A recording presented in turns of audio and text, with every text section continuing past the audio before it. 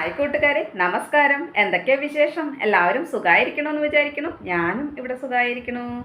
അപ്പോൾ ഇന്ന് എൻ്റെ കൂട്ടുകാരായിട്ട് ഞാൻ പങ്കുവെക്കുന്ന വിശേഷം എല്ലാവർക്കും ഉണ്ടാക്കാൻ അറിയുന്ന കാര്യമാണ്. അതുപോലെ തന്നെ നമ്മുടെ ഹിന്ദു മതാചാരപ്രകാരം എല്ലാവരും കഴിക്കുന്ന ഒരു കാര്യം ആണ് കേട്ടോ. അപ്പോൾ എന്താണെന്ന് വെച്ച് കഴിഞ്ഞാൽ പഞ്ചാമൃതമാണ്.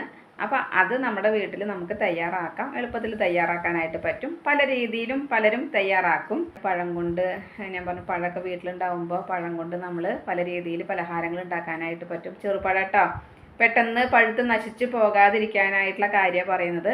അപ്പോൾ അങ്ങനെ ഉണ്ടാക്കുന്ന കൂട്ടത്തിൽ നമുക്ക് എപ്പോഴെങ്കിലും, എല്ലായ്പ്പോഴും എന്നല്ല ഞാൻ പറയുന്നത്, എപ്പോഴെങ്കിലും മധുരമൊക്കെ ഇഷ്ടപ്പെടുന്നവരാണെന്നുണ്ടെങ്കിൽ, പ്രത്യേകിച്ച് പഞ്ചാമൃതം ഇഷ്ടപ്പെടാത്തവരുണ്ടാവില്ല അല്ലേ. അപ്പോൾ അങ്ങനെയുള്ളവർക്ക് ഇങ്ങനെയും കുറച്ച് പഞ്ചാമൃതം തയ്യാറാക്കാം. അപ്പോൾ അങ്ങനെ ഞാൻ എളുപ്പത്തിൽ തയ്യാറാക്കിയിട്ടുള്ള ഈ പഞ്ചാമൃതം റെസിപ്പി ഒന്ന് എൻ്റെ കൂട്ടുകാരായിട്ട് പങ്കുവയ്ക്കുകയാണ്. അപ്പോൾ നമുക്ക് പഴം നശിച്ചു പോവില്ല, എല്ലാവർക്കും കഴിക്കാനായിട്ട് പറ്റും. ഇഷ്ടമുള്ളവർ കുട്ടികളൊക്കെ ആണെന്നുണ്ടെങ്കിൽ നമുക്ക് അത്യാവശ്യം അവർ കൂടുതലായിട്ട് കഴിക്കും. അതുപോലെ തന്നെ നമുക്ക് ഷുഗർ ഉള്ളവരൊക്കെ ആണെന്നുണ്ടെങ്കിൽ പിന്നെ കഴിക്കേണ്ട, പഴവും ശർക്കരയൊക്കെ ആകുമ്പോൾ ബുദ്ധിമുട്ട് തന്നെയല്ലേ. അപ്പോൾ അതൊന്ന് പങ്കുവയ്ക്കുകയാണ് കേട്ടോ. അപ്പോൾ പഞ്ചാമൃതം എന്ന് പറയുമ്പോൾ നമുക്ക് ആദ്യം അതിലേക്ക് വേണ്ടത് പഴമാണ്. അപ്പോൾ നമ്മൾ രസകദളി എന്നുള്ള പഴമൊക്കെയാണ് ഉപയോഗിക്കുക, ഇല്ലെങ്കിൽ റോബസ്റ്റ് പഴമായാലും കുഴപ്പമില്ല. അപ്പം ഇത് ഞാൻ പാളയംകോടൻ പഴം എടുത്തേക്കുന്നത്. നമ്മുടെ പറമ്പിലൊക്കെ ധാരാളമായിട്ട് കാണുമല്ലോ പാളയംകോടൻ പഴം. പെട്ടെന്ന് ഒന്നിച്ച് എല്ലാം പഴുക്കും ചെയ്യും. അപ്പോൾ ഇങ്ങനെ ഓരോന്നൊക്കെ നമുക്ക് തയ്യാറാക്കാം. അപ്പോൾ ആ പാളയംകോടൻ പഴം ഞാൻ തോലൊക്കെ കളഞ്ഞതിന് ശേഷം ഒരു 5-8 എടുത്തിട്ടുണ്ട് കേട്ടോ. ഇതുപോലൊരു ബൗളിലേക്ക് ഞാൻ ഇങ്ങനെ 4ആയിട്ട് കീറിയിട്ട് അങ്ങനെ കഷ്ണങ്ങളാക്കി അരിഞ്ഞിട്ട് കൊടുക്കുകയാണ്. അതുപോലെ വെറുതെ വട്ടനയായിട്ടും ഞാൻ നുറുക്കിയിടുന്നുണ്ട്. 2 രീതിയിൽ വേണമെങ്കിൽ നമുക്ക് ചെയ്യാം കേട്ടോ. അപ്പോൾ ഈ 4ആയി കീറുമ്പോൾ നമുക്ക് നന്നായിട്ട് ഉടച്ചെടുക്കാനായിട്ട് പറ്റും. നമ്മൾ ഉടച്ചെടുക്കുകയാണല്ലോ വേണ്ടത്.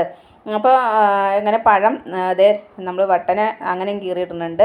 അപ്പോൾ ഉടച്ചെടുക്കാൻ എളുപ്പം 4ആയി കീറിയിട്ട് ചെറിയ കഷ്ണങ്ങളാക്കി നുറുക്കിയെടുക്കുമ്പോഴാണ്. അപ്പോൾ നമ്മൾ പരിപ്പൊക്കെ ഉടയ്ക്കാൻ ഉപയോഗിക്കുന്ന ആ ഒരു ഇതുണ്ടല്ലോ, അത് വെച്ചിട്ട് നമുക്ക് ഉടയ്ക്കാം. ഇല്ല എന്നുണ്ടെങ്കിൽ സ്പൂണ് കൊണ്ട്, കൈ കൊണ്ട് ഞെരടിയിട്ട് ചെയ്യുന്നവരുണ്ട്. അങ്ങനെ ചെയ്യുന്നവർക്ക് അങ്ങനെയും ചെയ്യാം കേട്ടോ.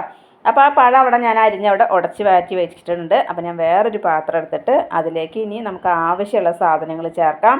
അപ്പോൾ പഞ്ചാമൃതത്തിൻ്റെ ഒന്നാമത്തെ കാര്യം പഴം, രണ്ടാമത്തത് ഞാൻ തേനാണ് എടുത്തേക്കുന്നത്.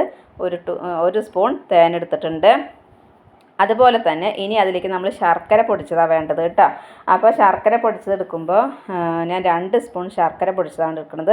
മധുരത്തിൻ്റെ ആവശ്യം അനുസരിച്ച് നിങ്ങൾ മാറ്റം വരുത്തിക്കോളൂ. കൽക്കണ്ടം ചേർക്കച്ചാൽ അങ്ങനെ ചെയ്യാം, ഇല്ലെങ്കിൽ പഞ്ചസാര ചേർക്കാം കേട്ടോ.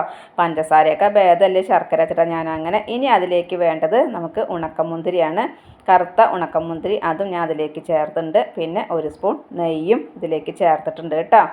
ഇനി നമ്മൾ ഉടച്ച പഴം അതിലേക്ക് ഇട്ടിട്ട് നല്ലതുപോലെ മിക്സ് ചെയ്യാണ്. പിന്നെ പഞ്ചാമൃതം എന്ന് പറയുമ്പോൾ 5 കൂട്ടങ്ങളാണ്. അപ്പോൾ ശർക്കര, തേന്, നെയ്യ്, മുന്തിരി, പഴം 5 കൂട്ടായി. ചിലവർ ഇതിലിപ്പോൾ പാല് ചേർക്കുന്നുണ്ട്. അതുപോലെ ഫ്രൂട്ട്സ്, ആപ്പിൾ, അങ്ങനെയൊക്കെ ഫ്രൂട്ട്സ് കട്ട് ചെയ്തിട്ട് ചേർക്കുന്നുണ്ട്. അപ്പോൾ അങ്ങനെയൊക്കെ ചെയ്യുന്നവർക്ക് ചെയ്യാം കേട്ടോ. അപ്പം ഞാൻ എന്താ ചെയ്യുന്നത് വെച്ചാൽ ഈ പഴം വെച്ചിട്ട് ഇങ്ങനെ ഇങ്ങനെ പഴവും നമ്മൾ ഈ ബാക്കി 4 സാധനങ്ങളും കൂട്ടിയിട്ടാണ് ചെയ്യുന്നത്. അപ്പോൾ ഇടയ്ക്കൊക്കെ ഈ പഞ്ചാമൃതം കഴിക്കുക എന്ന് പറയുമ്പോൾ വളരെ ടേസ്റ്റ് തന്നെയാണ് അല്ലേ. പണ്ട് നമ്മുടെയൊക്കെ കുട്ടിക്കാലങ്ങളിൽ കെട്ടുനിറകൾക്ക് പോയി കഴിഞ്ഞാൽ, അന്നൊക്കെ കെട്ടുനിറകൾക്ക് ഓരോ വീട്ടിലേക്കും നമ്മളതിനൊക്കെ ക്ഷണിക്കും. അപ്പോൾ ഒരുപാട് കെട്ടുനിറകളുണ്ടാവും. അതിന് ശേഷം ടിഫിനോ അല്ലെങ്കിൽ ഭക്ഷണം തയ്യാറാക്കുന്നവരുണ്ടായിരിക്കാം ഈ കാണിപ്പാട്ടൊക്കെ വെച്ചിട്ട്. അപ്പോൾ അങ്ങനെയൊക്കെ കഴിഞ്ഞ് കഴിഞ്ഞാൽ ഇതുപോലെ പഞ്ചാമൃതം ലാസ്റ്റിൽ നമുക്ക് പഞ്ചാമൃതം തരുമല്ലോ. ആ പഞ്ചാമൃതം കഴിക്കാൻ ഭയങ്കര ടേസ്റ്റ്. അതിൽ കൽക്കണ്ടൊക്കെ ഇട്ടിട്ട് തന്നെ ഉണ്ടാവുക കേട്ടോ. അപ്പോൾ പറയും പശുവിൻ്റെ പാല്, നെയ്യ്, മൂത്രം ഇതൊക്കെ കൂട്ടിയിട്ട് ഉണ്ടാക്കണേ പഞ്ചാമൃതം എന്നൊക്കെ നമ്മളോട് പറയും. അങ്ങനെ തന്നെ ആയിരിക്കാം, അറിയില്ല എനിക്ക് കേട്ടോ. ഞാൻ കൂടുതൽ അതിനെക്കുറിച്ച് ചിന്തിച്ചിട്ടില്ല. അപ്പോൾ എന്തായാലും എനിക്ക് ഭയങ്കര ഇഷ്ടമായിരുന്നു. അപ്പോൾ കുട്ടികൾക്കും അതുപോലെ ഇഷ്ടമാവും.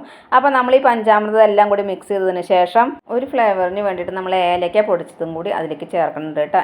2 ഏലക്കയുടെ തരി പൊടിച്ചിട്ട് അതിലേക്ക് ഇട്ട് കൊടുക്കുകയാണ്. അതിന് പ്രത്യേക മണമാണല്ലോ.